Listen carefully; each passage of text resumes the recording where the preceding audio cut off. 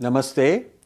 This is the beginning of a series on our Sanskrit Non-translatables project, and this particular series is on Carnatic music, which is one of the sacred treasures of South India, one of the sacred treasures of Indian arts. And to explain what it is, why it's so important, why these words that are characteristic of Carnatic music, Sanskrit words, are special, there is no English equivalent, and why the dilution and digestion of these into Western music is not a good idea. To do that, I have Vrinda Acharya, who is a vocalist, renowned vocalist, a very accomplished vocalist that has worked with our Infinity Foundation for some time. And welcome, Vrinda. Namaste, thank you so much. So tell us why you feel this project is important to you. Basically, Indian classical music, as all of us know, has two phases. The Hindustani music, which has grown, which has been developed and nurtured mostly in the northern part of India, and the Carnatic music, which is actually considered as the present evolved form of the ancient Indian system of music, which is practiced and prevalent in the southern part of India. Both Hindustani and Carnatic systems, they come from the common source. They have the same origin, they have their roots in the Samaveda, and most of these terms that I'll be explaining as non-translatables, they relate both to Hindustani as well as Carnatic music, most of them. For example, terms like Nada, Shruti, Laya, Raga, and so on. However, there are certain other terms like Gamaka, for example, Mela, which are exclusive only to Carnatic music. So this whole thing can be called as non-translatables of Indian music in general, but with specific reference to or analyzed from the point of view of South Indian music or Carnatic music. And Carnatic music is not just an art form which is born out of some kind of void. It is a very complex musical culture that is fundamentally integrated with Sanatana Dharma, with the Hindu ethos. And one very special feature of Indian music, and more so Carnatic music, that differentiates it from rest of the music systems across the globe is that in Carnatic music, the ultimate purpose of Carnatic music has always been viewed as a means of transcendence, as a means to reach the supreme truth, as a means to experience the supreme reality. So the purpose was never to provide just an entertainment. The purpose was to elevate the performer as well as the listener. The consciousness. To provide an experience and to elevate the performer and the listener mentally, emotionally, and spiritually. So all the associated terms related to Carnatic music have to be understood or have to be viewed from this kind of a background. But the basic terms that are like Nada, Shruti, Laya, then Kala, Tala, Kala Pramana, then Sangati, Mela, Gamaka, Anuloma, Pratiloma, Avadhana. I can go on and on. So there are so many terms which are essentially non-translatables because they are tied to our Hindu ethos at various levels. And trying to find equivalents, English equivalents, will not do any justice to the profundity and the wisdom that is associated with each of these terms. What is not desirable is that the entire gamut of Indian musical terminology is represented by simplistically, shallowly, loosely translated English words, even in books written by Indian musicologists and Indian authors. Well-known authorities or just? Well-known. So these are not some obscure thing. No. Important works which are read widely, given importance. Yeah, authoritative books. Authoritative books. Yes. Contain translations into English which should not be done. Which should not be done. And these terms are commonly used by Indian musicians as well. Carnatic musicians particularly, they are now globetrotters, they go around the world, they perform. So when they interact with Western musicians, their Western counterparts, or with audiences worldwide, they freely use terms like melody, rhythm, and they say speed. And in doing so, they reduce the meaning of what they're really trying to convey. Yes, they feel it is cool, to use these English terms. So you're trying to be more relevant to the present times, or you're trying to reach out to the masses or spread Carnatic music by doing that.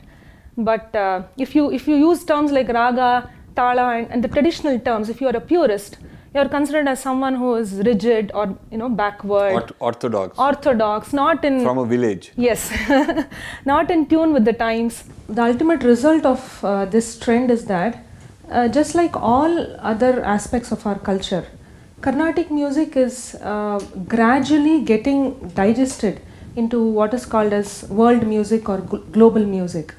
Our own musicians go about saying music is beyond language, beyond barriers, beyond religion, and so on. Music is universal is the new mantra. Of course, music is universal. Nobody can deny that fact. Nobody said no.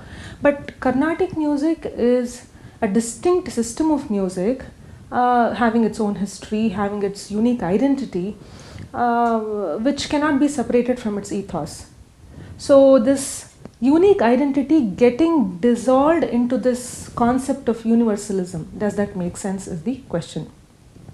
One thing is using roughly translated English words in place of our highly deep concepts, then altogether removing the religious aspect or the bhakti element, which is in fact the very essence of our music, doing away with sahitya, calling it a hindrance to worldwide acceptability of Carnatic music, and then rather than doing traditional concerts, doing more of fusion concerts with fusion performances with Western music forms. Fusion per se is not bad. It is wonderful to collaborate with other forms of music, but do it with adherence to your core values is all that I want to say here. If these trends continue in a few decades from now, I fear Carnatic music may become extinct. So insisting on retaining the original non-translatable musical terms is a very important step towards preventing this digestion from happening. And secondly, we are always made to fit into that Western framework, and in the process we take upon ourselves to make so many compromises. Of course, Carnatic music becoming popular worldwide is a wonderful thing, and our musicians getting worldwide popularity for their talent, recognition, that's a wonderful thing. But in order to achieve this, is it okay to compromise on the very basic identity and the core values of Carnatic music is the question. So what is happening is oversimplification, then dilution, and finally distortion. So the whole purpose of this series is to take some of these terms, and then I will be the naive audience person saying why not? What is wrong if you call it rhythm? Right. And then you have to answer why not. Definitely. Because you have to show that if you translate it, then there are certain nuances missed out. And so this will be educational, and the purpose is to empower even somebody who's not a professional vocalist but who wants to talk about his culture, understand his culture, confidently use these terms when you're describing our culture, and be able to defend why certain translation into English is not a good idea. Why it misses the point, why it's a subset, maybe not the complete bandwidth of ideas. Yes, some of the terms are not at all the right words, and some of them are not so bad translations, but still they miss out on certain important aspects, the profundity and the depth of the original terms. So we have to analyze each of these terms to see whether they are reasonable translations. Yes.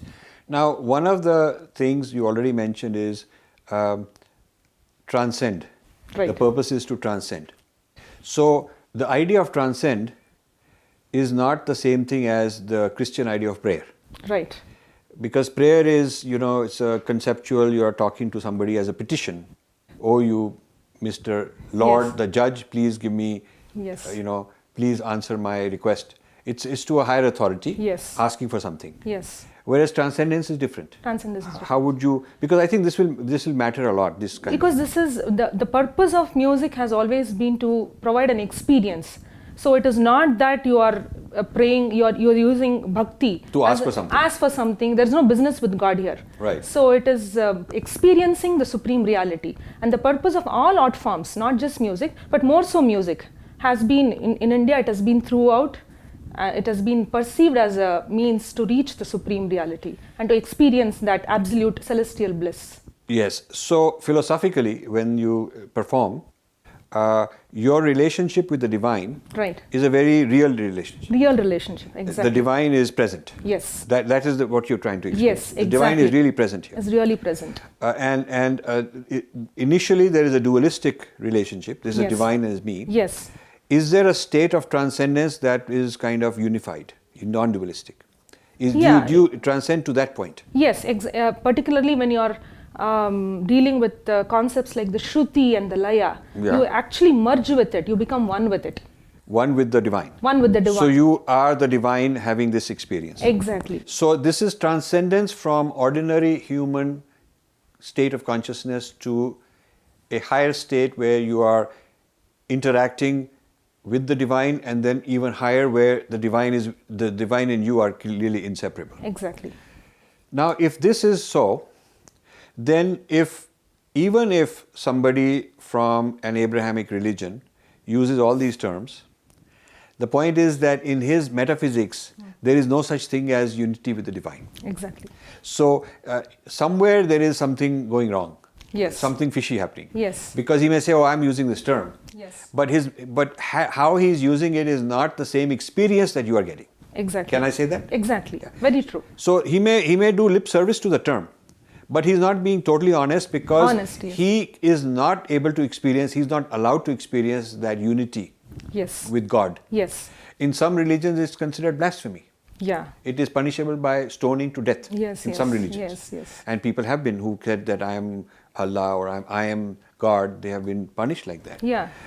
Because God is outside the universe and you are in the universe. And to worship God or to see God, experience God in form is considered idolatry even. Yeah. And the worst kind of idolatry is to idolize yourself. Yes. That I am divine. So when you say I am divine, and when you say I've actually had this great experience through my music and I experienced divinity in me, that is considered blasphemy. What is your view on this particular point I just made? Yeah, of course it is right, because Indian music has always been considered as I said, as a means of transcendence and that experience of the divine bliss. So since it doesn't very well fit into the Christian framework or the Islamic framework, so maybe it doesn't make much sense to Christianize Indian music or Islamize Indian music, because the very bedrock, the very basic philosophy in the two religions are totally different. So there are two kinds of distortion. One is removing the sacred completely, so you're on safe ground. Right. And it's like any other music, it's pure entertainment, secular. Right. And so you've truncated the upper layers of experience from the music. Yes. The second problem is that you keep the divine, but now you brought in the Christian idea of divine or the Muslim idea of divine, where the relationship of the performer and divinity are not the same. Exactly. So in both instances, whether you're secularizing or Christianizing, you are distorting the philosophy. But in a way, I feel there is a little bit of contradiction there itself. You know, in one side of it, you are saying music need not be in praise of gods, or music need not be a means of experience, divine experience. It can just be an entertainment. On the other hand, you are trying to sing, compositions in praise of Jesus, Allah, and all that. Right. So there is a little bit of contradiction there. That's correct. Yeah. So they would say that some of them would say I'm only secular. Right. I'm not into contradiction. Right. So we have to deconstruct what that is, what problem it's it is. Like, why not? Yeah. What is wrong if Yeah. And some of them would say, I'm not secularizing, I am only praising for Jesus. Right. Okay, and Allah. Right. But I'm not secularizing. All gods are same. All so gods if are you can same. sing in praise of Rama and Krishna, why not in praise of Jesus and Allah? So this issue of all gods are same, all gods are same, but is it on our terms or is it on your terms? Exactly. So all gods, I have no problem if all gods are same, provided you use my definition of what God is. Exactly. Just to clarify, I don't think we are denying the art value of music. We are just saying that the bhakti value should not be removed. Exactly. So there's both areas. It is It is the whole idea of kavya and the whole idea of Natyashastra and music and all the performing arts is to have a very user-friendly approach to the same knowledge as in the Shastras, but without the analytical depth and the rigor and so on, in a very nice, friendly way to bring a person to the same higher truth through performing arts. Right. No. So the ultimate goal is the same. Yeah, if you look at the history of Indian music, throughout art music and the bhakti oriented music, they have gone hand in hand. So it is not that if you have to do bhakti in music, you will have to do away with the art aspect. That has never been the concept. Great heights, artistic heights have been reached in Indian music, which even Western music is now trying to get closer to. So that highest element of art music has always been there. What is happening now is that they're trying to strip the bhakti element of the music and only project it as an art form. The musicianship, the expertise of the musician, his talent, projecting his expertise has become the main thing now. So removing the sacred. Removing the sacred. Thank you for watching. You can subscribe here and also hit the bell icon to make sure you get notified. To donate, please click this button.